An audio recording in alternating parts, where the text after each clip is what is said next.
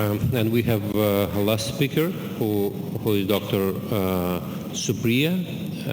Yeah, she is already here. So good afternoon, everyone. Yeah. Thank you. I'm presenting this talk on behalf of Dr. Sri Ganesh, who couldn't be here due to health reasons. And I'll keep it very short. This was supposed to be a very basic talk about the design and experience of our design, our experience in the design of the STAR ICL. So as you all know, the ICL is made up of a Colamo material, collagen and copolymer. And this is bonded with UV absorbing chromophore. And it's a biocompatible material that's quiet in the eye. So these are the powers that it comes in, minus 0.5 to minus 14 diopters, and it corrects the astigmatism of up to 6 diopters of cylinder. The EVO Plus design of the ICL has an expanded optical zone. So it provides a better optical zone in patients with large pupils, and especially in cases such as night driving, they have better results and reduced risk of halos and glare. This is the lens design in the Vision ICL hyperopic model. So in the hyperopic model, the optical zone is much smaller. It's 5.8 standard optical zone. It does not have a center flow hole. It has 2 perioptic full thickness holes, and a preoperative PI is required with this model. This is again the hyperopic design. So these are some of the advantages of phakic IOLs over LASIK or refractive lensectomy. I'm going to skip over this slide because we know that there's minimal higher order aberrations, better quality of vision. It's a reversible procedure, and it preserves accommodation.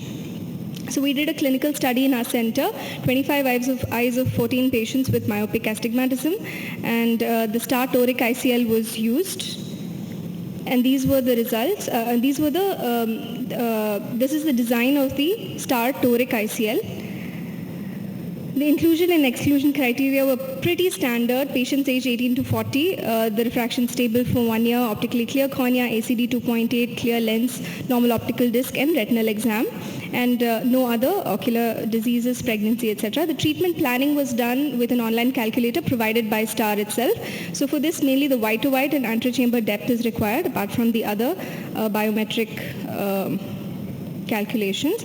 I'm just going to play a short video of the implantation of the toric lens.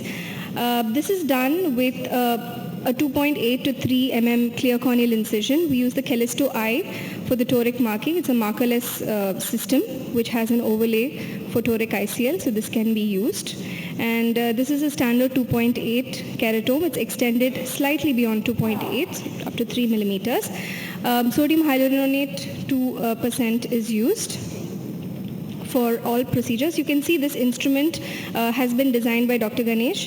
It is a Ganesh toric manipulator. It is a cannula which has a sandblasted undersurface so that the manipulation of the ICL can be done at the same time as injecting viscoelastic into the eye, and only a single incision is made. So side ports don't actually need to be made with this particular instrument.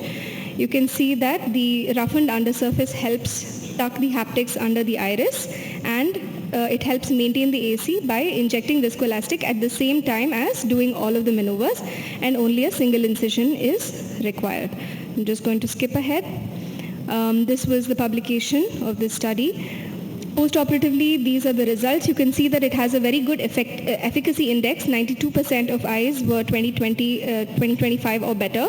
No eyes lost any lines of vision. 48% of eyes showed no change in best corrected vision.